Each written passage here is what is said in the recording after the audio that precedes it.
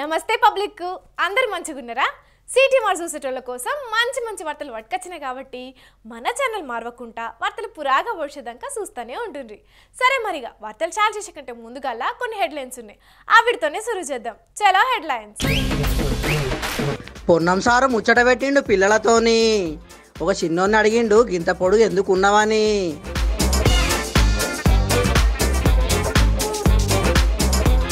కొడాలి నాని పాదాలను పాలతోని అడిగిర్రు అభిమానులు. ఎన్నికల ప్రచారానికి వస్తే కార్యకర్తలు వలికిర్రు నీరాజనాలు. తొవ్వంటి పోతుండగా ఏసై చేసిండు పెద్ద సాయం. ముచ్చట తెలిస్తే మీరంతా సెల్యూట్ కొట్టుడు ఖాయం.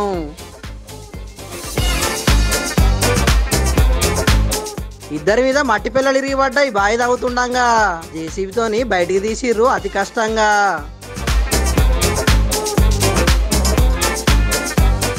సావిత్రి గొప్పతనం చెప్పిన గంగులు.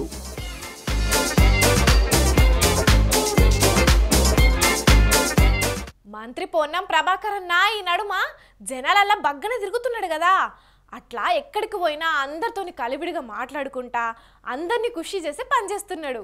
ఇక అట్లా ఇవాళ గీడో కాడ విద్యార్థులతోని ఏం మాట్లాడిండో చూడుర్రి.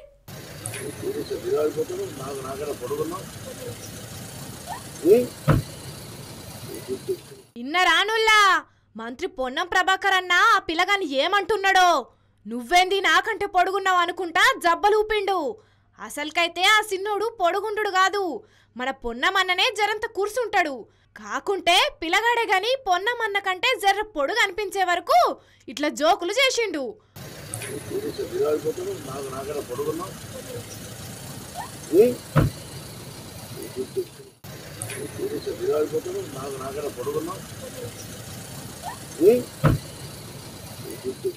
హుస్నాబాద్ కెంచి సైదాపూర్ పోతుంటే నడిమిట్ల ఈ పిల్లలు కండ్ల పడే వరకు కారు ఆపి విద్యార్థులతోని సరదాగా ముచ్చట పెట్టిండు.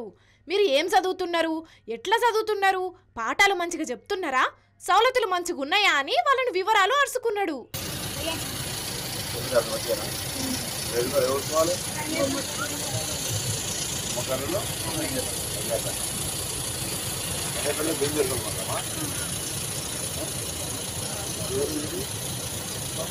ఇక ఆ ముచ్చటంతా ఏమో గాని పొన్నం ప్రభాకర్ అన్న చెప్పినా నువ్వేంది నాకంటే పొడుగున్నావు అనే డైలాగ్ మాత్రం మస్తు వైరల్ అవుతున్నది ఇప్పుడు.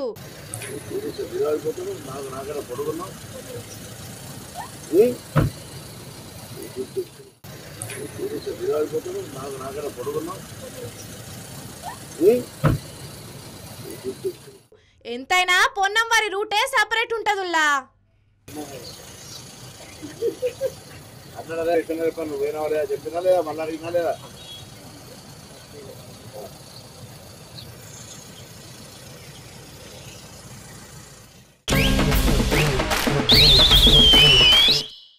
ఏపీలా ఫైర్ బ్రాండ్లు ఎంతమంది ఉన్నా కొడాలి నాని పేరు లేకుండా మాత్రం ఆ లిస్టు ఉండదనే చెప్పాలి. ప్రతిపక్షాలను ఉతికి ఆరేసుట్లా నాని స్టైలే వేరు. అయితే ఇప్పుడు ఎన్నికలు కాబట్టి జర ఆ ఉతుకుడుకు బ్రేక్ ఇచ్చి ఎక్కువ ప్రచారానికి పరిమితం అవుతుండు. అట్లా ప్రచారం చేస్తుండగా ఓ కాడ ఆయనకు కొందరు అభిషేకం చేసిండ్రు కదా అంటే కొడాలి నాని స్టైలు కొద్దిగా ఏరే ఉంటుందనే అనాలే. ఎందుకంటే అనాలనుకున్నది డైరెక్ట్ గానే అనేస్తాడు, తిట్టాలనుకున్న తిట్లు వెనక ముందు ఆడకుండా తిట్టేస్తాడు. అది ఎవరినైనా సరే. అందుకే మాస్ లీడర్ అన్న పేరున్నది కొడాలి నానికి. అయితే ఇప్పుడు అందరి లెక్కనే ఆయన ప్రచారం కూడా గుడివాడలో జోరుగానే సాగుతున్నది. అయితే అట్లా ప్రచారం చేస్తున్న కొడాలి నాని సార్ను ఓ కాడ ఆపి ఆయన అభిమానులు సార్కి ఏం చేసిండ్రంటే పాలాభిషేకం చేసి పాదాలను అడిగిండ్రు.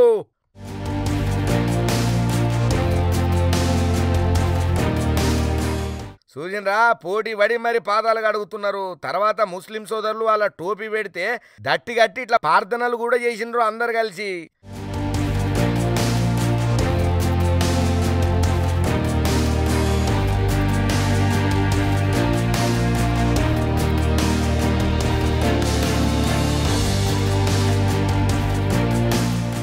ఇక మామూలుగానైతే కొడాలి నానికి గిసోంటి అయితే పెద్దగా నచ్చాయి, కానీ ఎలక్షన్ టైం కాబట్టి ఏం అనలేదు కావచ్చు. మరి అన్నట్టు సార్కు ఇవే లాస్ట్ ఎన్నికలని చెప్పి ఆల్రెడీ ప్రకటించింది కదా. వచ్చే ఎన్నికలలో పోటీ చేయనని కూడా చెప్పిండు. మంత్రి పదవి కూడా ఏం వద్దు, ఈసారి గుడివాడల మిగిలిన పనులన్నీ పూర్తి చేస్తా అని అన్నాడు. కాబట్టి అదే విధంగా ముందుకు పోతాడు కావచ్చు. మరి ఇక ఈ వీడియోని చూసి పాలతోని కాళ్ళు గడుగుడు ఏందని చెప్పి కొందరంటే, మరి ఈ తీరుగా అభిమానులను సంపాదించుకున్నాడంటే గ్రేటే అని ఇంకొందరు అంటున్నారు. ఏదేమైనా అవే పాలను ఎవరికైనా తాగేతందుకు పోతే వాళ్ళ కడుపు నిండి వాళ్ళ కళ్ళల్లో ఆనందం చూస్తే ఎంత బాగుండును అని చెప్పి ఇంకొంతమంది అంటున్నారు.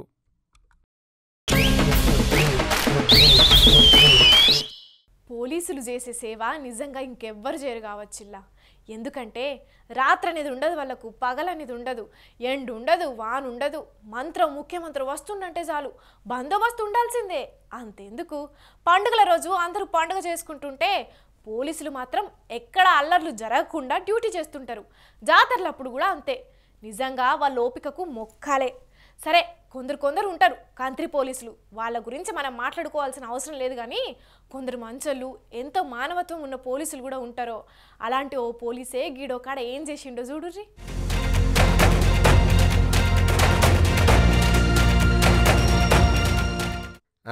చూసిన రానుల్లా ఈ పోలీస్ ఆఫీసర్ను ఈయన చేస్తున్న పనికి ఈయనే సెల్యూట్ కొట్టాలి. ఎందుకంటే ఓ రైతు ఎడ్ల బండి చక్రం ఊడిపోతే ఈయన కారాపి మరి చక్రం ఎక్కించి వాళ్ళను సాగనంపిండు. ఏ మాట కామాటే సారథి చాలా పెద్ద మనిషే.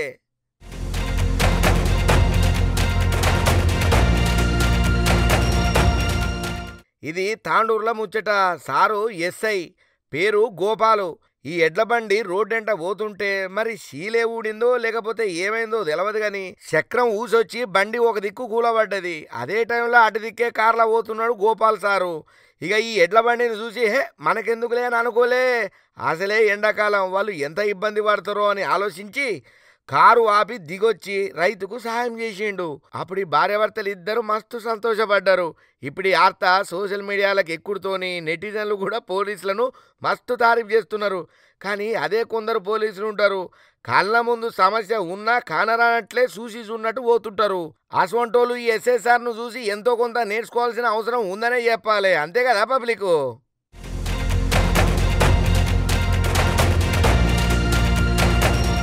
నీళ్లు లేక రైతులే కాదు, మామూలు జనాలు కూడా మస్తు తిప్పల పడుతున్నారు. నిరుడు కాలం కాకపోయే వరకు ఇప్పుడు మంచి నీళ్లకు మస్తు కటకటన అవుతున్నది సానా ఏరియాల్లా. ఆ నీళ్ళ గోస తీరువాళ్ళని గిడొక్కడ బావి తవ్వుతుంటే ఏం జరిగిందో చూడుర్రి.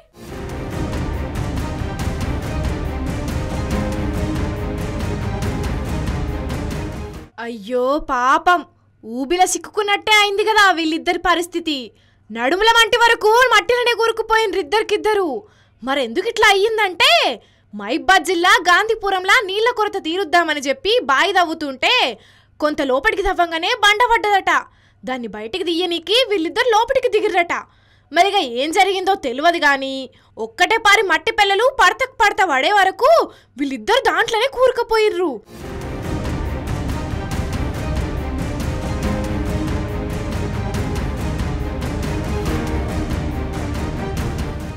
ఇంకా నయ్యం, తలకాయలకు పెద్దగా దెబ్బలేం తగలలేదు కానీ బయటికి రాలేకపోయే వరకు జేసీబీని తీసుకొచ్చి పక్కల పొట్టి ఉన్న మట్టిని తీసిర్రు. ఇక కొంత మట్టి తీసినాక ఇంకో ఇద్దరు మనుషులు లోపలికి దిగి పాలతోని మట్టిని మొత్తం తీసిర్రు.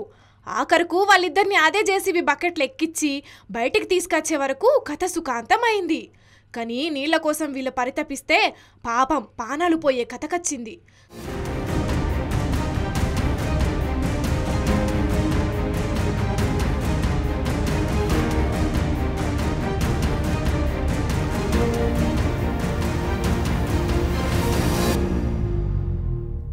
దేవుని దయ వల్ల వాళ్ళకేం కాలేదు కానీ కొంచెమేమన్నా ఎటమటమైతే వార్త ఇంకో తీరు ఉండేది. మరిక పబ్లిక్ జర ఇసొంటి పనులు చేసేటప్పుడు మంచిగా చూసుకోండి, ఏమంటున్నాం, సరేనా?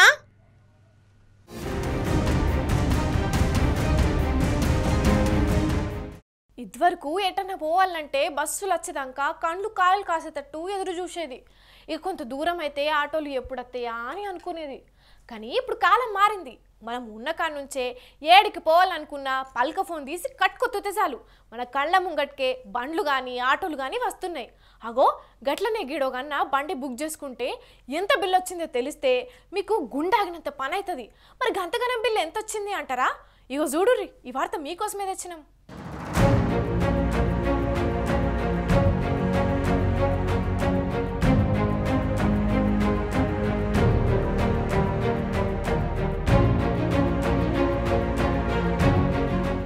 ఢిల్లీకి దగ్గరి పట్లున్న నోయిడాలో ఉండే దీపక్ టెంగురి అనే ఈ అన్న బయటికి పోదామని ఊబర్లో ఆటోను బుక్ చేసుకున్నాడు.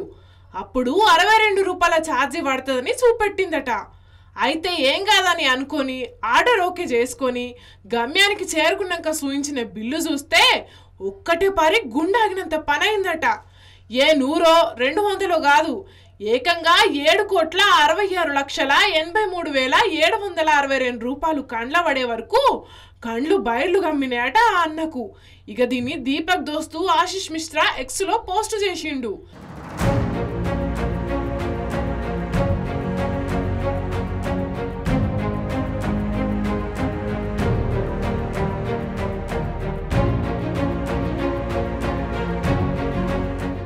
చంద్రుని మీదకి టూర్ కువానికి బుక్ చేసుకున్నా ఇంత ఖర్చు కాదేమోనని కామెంట్ రాసిండు.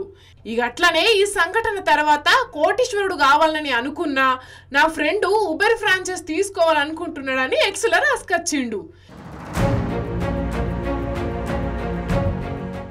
ఇక ఈ వీడియో వైరల్ అయ్యే వరకు కొందరు ఆ సంస్థకు దీన్ని షేర్ చేసిర్రు.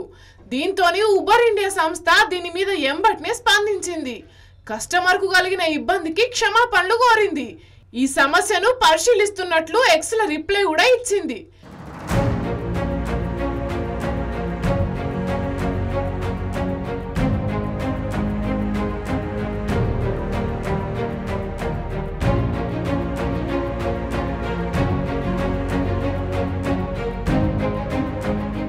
ఇక అట్లనే అప్డేట్తో మళ్ళా సంప్రదిస్తామని రిప్లై రాసుకొచ్చిర్రు. ఏదో ఒక టెక్నికల్ ఇష్యూల వల్ల అప్పుడప్పుడు ఇట్లా జరుగుతూ ఉంటాయి. మన కాడ కూడా అప్పుడప్పుడు కరెంటు బిల్లులు లక్షలకు లక్షలు వచ్చేది మనం వార్తల్లో చూస్తూనే ఉంటాం కదా, అట్లనే ఇది కూడా జరిగిందన్నట్టు.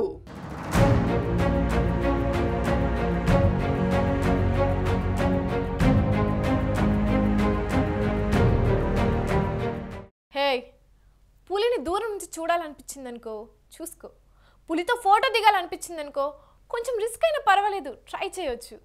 సరే పులి చనువిచ్చింది కదా అని ఆడుకుంటే మాత్రం వేటాడేస్తుంది. ఇది సినిమా డైలాగ్ అయినా వాస్తవానికి కూడా అంతే కదా.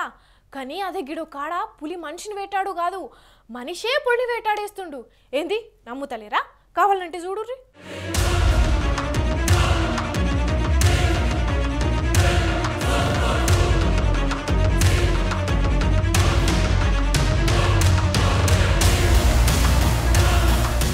వామ్మో, పులిని ఉడుం పట్టు పట్టినట్టే పట్టిండు కదా ఈ అన్న. ఏ గింత భయపడతలేడు. మేకపిల్లని దొరకబట్టినట్టే పులిని దొరకబట్టిండు అంటే ఈయనకు ఎన్ని గుండెలు పోన్రి.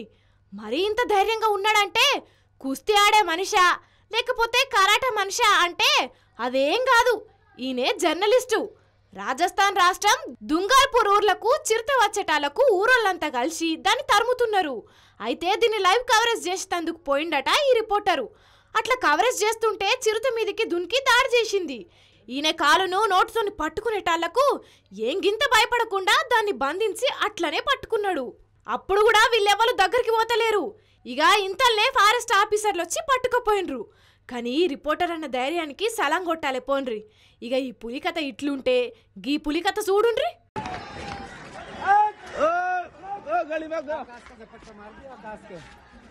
వామ్మో, ఇండ్ల మించి దునికిపోతున్నది కదా ఈ పులి. మళ్ళా ఎక్కడనో మారుమూల ప్రాంతంలో కాదిది, దేశ రాజధాని ఢిల్లీలోనే. ఇట్లా పోకుంటా పొద్దుగాలనే 5గురి మీద దాడి చేసిందట.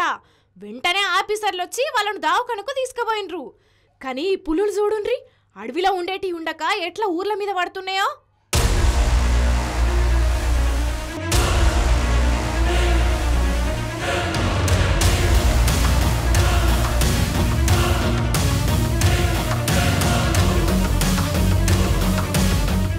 ఇక ఇవ్వాల ఇయాల్టి సిటీ మరి వార్తలు మేము చెప్పినన్ని జబర్దస్త్గా నేలే. ఇంకెన్ని మంచి మంచి ముచ్చట్లతోని మళ్ళా కలుద్దాం. అప్పటిదాకా చూస్తూనే ఉంటుండ్రి మన స్వతంత్ర టీవీ. ఉంటాం మళ్ళా.